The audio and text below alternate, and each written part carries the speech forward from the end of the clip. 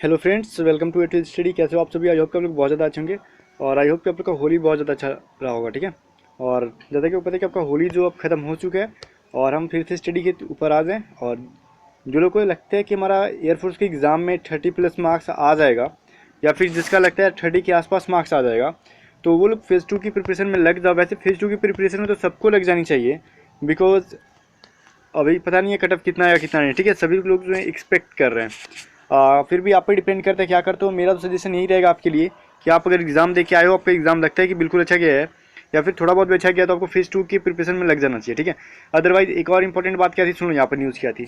मैंने जैसे बोला था कि 23 तारीख से मैं आपको जो है फेज़ 2 की प्रिपरेशन स्टार्ट कर दूंगा। तो आपका फेज़ 2 का ये फर्स्ट वीडियो है। ठीक है, और मैंने बोला था 25 मतलब 25 से आपको एनडीए की एग्ज़ाम की प्रिपरेशन करना स्टार्ट कर दूंगा। फिर मैंने बोला था 26 तारीख की आपको रेलवे एनटीपीसी की प्रिपरेशन करना स्टार्ट करूँगा। ठीक है, एक बात को ध्यान से सुन लेना, अभी इंपॉर्टेंट बात कर रहा हूँ। देखो 23 से तो मैं आपको स्टार्ट कर दिया मैंने फेज़ 1 के लिए। ठीक है, और ये जो आपकी वीडियो है कि डेली आते रहेंगे इससे रिलेटेड। और आज हम जान लेंगे कौन कौन से टॉपिक हमारे लिए इंपॉर्टेंट है और सिलेबस क्या होती है फेज़ 2 की। लेकिन देखो एनडीए के जो 25 से हम स्टार्ट कर देंगे और 26 का जो एनटीपीसी है ये भी स्टार्ट हो जाएगा। लेकिन एक बात ध्यान देना, जीके जो भी कोर्सेज होंगे point of exam YouTube channel पे होंगे। ठीक है, और इसके अलावा जितने भी सब्जेक्ट होंगे हमारे चैनल पे होंगे, तो आप उस चैनल को सब्सक्राइब कर लेना, डिस्क्रिप्शन में लिंक है। चलो मुद्दे पे आ जाते हैं, हम बात करते हैं। देखो जैसा कि फेज़ 2 के बारे में आपको पता है कि फेज़ 2 में होता क्या है। अगर नहीं पता है तो मैंने एक वीडियो में आपको बताया था कि फेज़ 2 के बारे में शायद आपको नहीं बताया मैंने अब तक।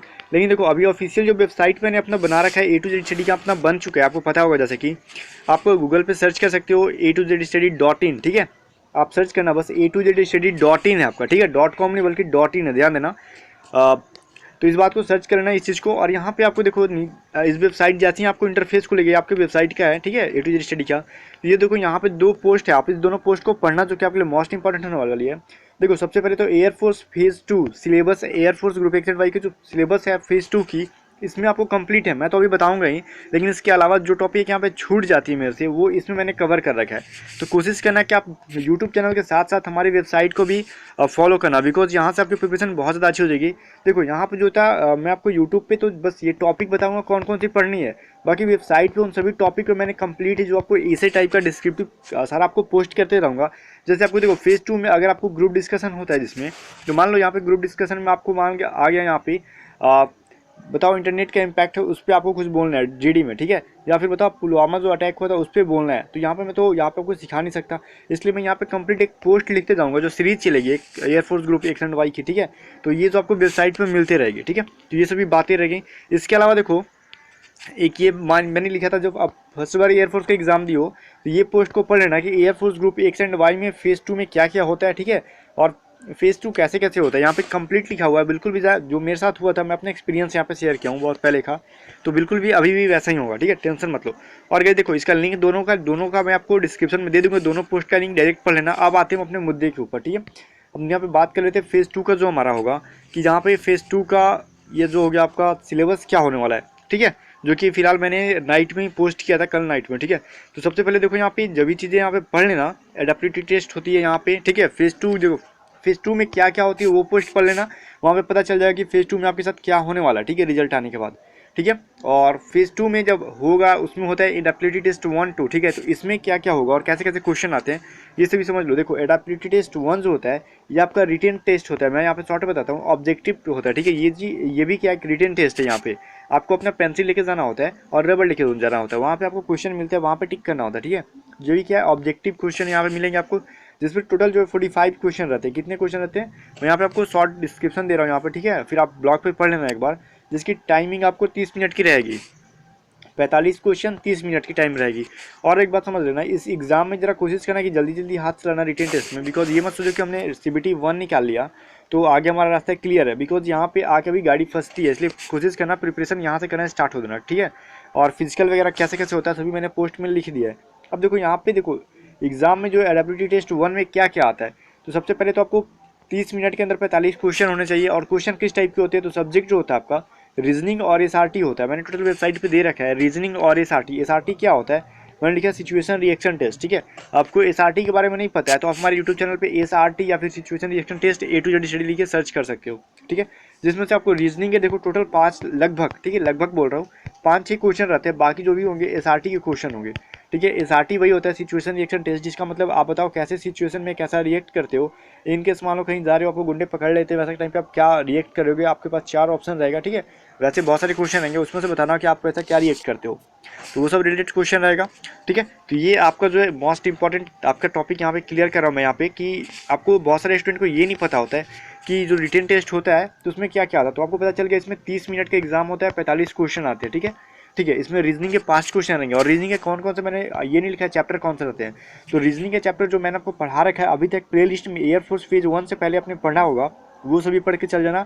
आपका रीजनिंग का 5 पूछे या 50 पूछे उससे आपको मायने नहीं रखता है, आप सारा रीजनिंग करके आओगे, मैं गारंटी लेता हूँ, ठीक है। अगर मेरे पढ़े हुए से अगर आपका एक भी फालतू रीजनिंग आ गया उसमें, और एक भी छूट जाएगा आपसे, ठीक है, तो मैं बोल रहा हूँ कि ऐसा हो ही नहीं सकता, मैं गारंटी दे रहा हूँ 100% कि आपका हो जाएगा। इसके अलावा क्या कर सकता हूँ मैं, आपको मैंने फेज 1 में भी बोला था कि आपका एक भी रीजनिंग नहीं छूटेगा, रगा के मैं कराऊंगा, बिल्कुल भी वैसा ही हुआ था, ठीक है। अब देखो SRT में भी होगा। अब देखो एडेप्टिविटी टेस्ट 2 क्या है, देखो यहाँ पे एडेप्टिविटी टेस्ट 1 और 2 होता है। तो 1 तो पता चल गया क्या होता है, वहाँ पे रीजनिंग और SRT आता है, उसके जो टाइमिंग है कितने क्वेश्चन आते हैं वो पता चल गया। लेकिन देखो एडेप्टिविटी टेस्ट 2 जो है गाइज, इसमें आपका जो होता है ग्रुप डिस्कशन होता है, इसी में आपका इंट्रोड्यूस करना होता है खुद को भी, ठीक है। इसमें कुछ क्वेश्चन पूछ लेते हैं, मतलब कहो ऐसे कि आपका एक टाइप का इंटरव्यू टाइप का, यहाँ पर डायरेक्ट इंटरव्यू नहीं लिया जाता है, ठीक है। ऐसा नहीं है कि आपको अकेले बैठा के आपसे क्वेश्चन पे क्वेश्चन किए जा रहे हैं, वैसा कुछ नहीं होगा। बल्कि यहाँ पे 10-15 लगभग 15 के स्टूडेंट के ऊपर डिपेंड करता है, 15 के ग्रुप बना देंगे, 10 या 15 बच्चे के ग्रुप में आपको बैठा देंगे, ठीक है। कोई पहले तो सबसे पहले आपका इंट्रोडक्शन ले लिया जाएगा वहाँ पे इंग्लिश में ही, हिंदी में नहीं, बिल्कुल इंग्लिश में।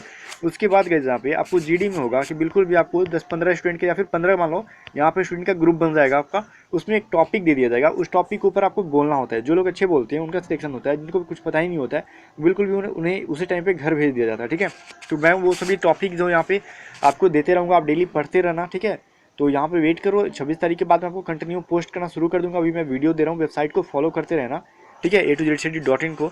यहाँ पे आपको डेली मैं पोस्ट दूंगा, एक पोस्ट दूंगा डेली एग्जाम तक, बहुत सारे पोस्ट यहाँ पे दूंगा मैं आपको। यहाँ पे बहुत सारे टॉपिक कराऊंगा, जैसे इंटरनेट, ठीक है। फिर से आपको पुलवामा जो पिछली बार आपका आया था, इंटरनेट के ऊपर आता था, मोबाइल के ऊपर आया था, डोकलाम जो विवाद था वो सब पे आया था।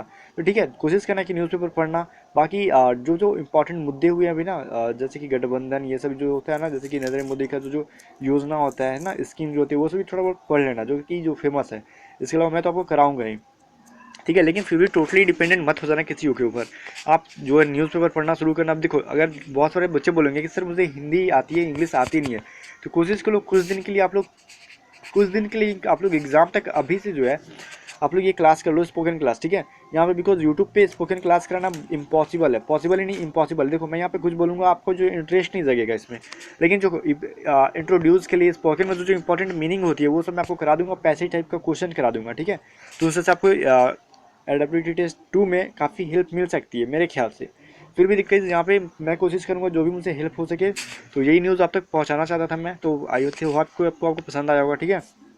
और इसके अलावा आप कोशिश करना कि जो भी यहाँ पे है, और एनडीए की प्रिपरेशन कर रहे हो तो कोई बात नहीं, मैं आपको 25 तारीख से स्टार्ट करा दूंगा एनडीए की प्रिपरेशन के लिए।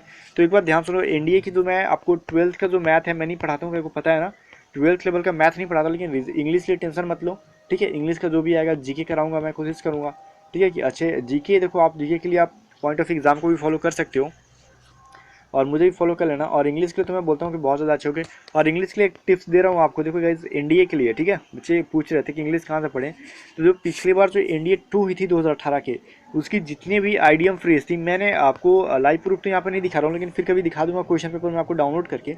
जितनी भी आइडियम फ्रेज 1 वर्ड सब्स्टिट्यूशन पूछी गई थी, उसमें से 1 या 2 को छोड़ के सभी की सभी केडी पब्लिकेशन बुक जो है नीतू मैम की, उनसे पूरी की पूरी सेम टू सेम आई हुई थी। अब इस बात को मानना नहीं है, देखो मेरी बात को मत सुनो बिल्कुल भी, आप लोग क्वेश्चन को डाउनलोड करो यूपीएससी की वेबसाइट से और बुक से मिला लो, ठीक है। तो आपको पता चल जाएगा कि उस बुक की औकात क्या है, और एनडीए जो पूछता है ज़्यादातर कहाँ से पूछ रहा है, ठीक है। एनडीए नहीं बल्कि हर एक एग्जाम में लगभग उस बुक से आ जाती है। तो मैं हमेशा रिकमेंड करता हूँ उस बुक को फॉलो किया करो। जिसके पास है फॉलो करो, जिसके पास नहीं है पीडीएफ डाउनलोड कर लो। अदरवाइज देखो प्ले स्टोर पर, आपको गूगल प्ले स्टोर पर उस बुक की जो है ऐप जो है आपको वहाँ पे प्रोवाइडेड है। और वो जो बुक है वो बिल्कुल भी ऐप जो है बिल्कुल भी लेटेस्ट वर्जन जो बुक है, एडिशन है, उसकी जो है ऐप है। मैंने देखा है, मैंने खुद भी एक बार ट्राई करा था देख के कि रियली जो है ऐसा सच है कि नहीं, ठीक है। ट्राई कर लो। यहाँ पे जो इंपॉर्टेंट मुझे न्यूज़ देना था मैंने दे दिया। और बाकी जो है मैंने कल से आपको पढ़ाई स्टार्ट कर देना है फेज़ 2 के लिए। और रुको मत, ये बच्चे पूछ रहे रिजल्ट कब आएगा। देखो रिजल्ट होता है एग्जाम खत्म होने के 15 दिन के अंदर, जो एग्जाम हो जाता है रिजल्ट आ जाता है, ठीक है, ऑनलाइन किसी भी एग्जाम का। लेकिन इनकेस किसी टेक्निकली इशू की वजह से अगर रिजल्ट में देर होता है तो उसकी कोई जिम्मेदारी नहीं है, बिकॉज ना तो मैं एयरफोर्स में बिलोंग करता हूँ या फिर जैसे कि मैं यहाँ पे एयरफोर्स बोर्ड में नहीं हूँ, ठीक है, मैं जो बता सकूँ आपको, या फिर कोई और यूट्यूबर जो एयरफोर्स बोर्ड नहीं है जो काम कर रहा है आपके लिए, तो ये एग्जैक्ट डेट जो है कंफर्म नहीं बोला जा सकता है। लेकिन मैं आपको बोल दिया कि 15-16 दिन के जो अंदर है, विद इन जो है आपको रिजल्ट आ जाता है एयरफोर्स का, और आपको रिजल्ट के साथ आपका मार्क्स भी शो हो जाएगा। उसी दिन आपका फेज 2 का एडमिट कार्ड उसी दिन आएगा, ठीक है। और जैसे ही लॉगिन करोगे इसी में आपको मिल जाएगा आपके कितने मार्क्स आए, आपने पास किया कि नहीं, हर एक चीज़ वहाँ पे क्लियर हो जाएगा, ठीक है। और फेज़ 2 भी आपका रिजल्ट आने के बाद जो है उसके लगभग 10 दिन के बाद ही हो जाता है, या फिर देखो क्या होता है, ये क्लियर नहीं कहा जा सकता है, ऐसा तो 10 दिन के बाद आपका फेज़ 2 हो जाता है। तो रनिंग का प्रैक्टिस करते रहना, आपके पास कोई ज़्यादा टाइम नहीं है, ठीक है। और रिजल्ट आने के बाद आपको कोई ज़्यादा टाइम नहीं मिलेगा कि आप रनिंग की प्रिपरेशन कर लोगे और स्पोकन क्लास कर लोगे। कोशिश करना आज से और कल से जो भी है आप स्टार्ट कर दो, तो आपके लिए फायदेमंद होगी। चलो बेस्ट ऑफ लक। अगर वीडियो पसंद है तो दोस्तों के साथ शेयर करना, और इस वेबसाइट पे विजिट करना, पोस्ट पढ़ना, और यहाँ पर भी मैंने आपको देखो व्हाट्सअप शेयर बटन दे रखा है, ठीक है। तो कोशिश करना कि यहाँ से आप व्हाट्सअप पे दोस्तों के साथ पोस्ट को शेयर करना, ताकि इनके बारे में जिसको नहीं पता है वो लोग क्या मतलब यहाँ से जान सकेंगे, ठीक है। चलो best of luck, good bye.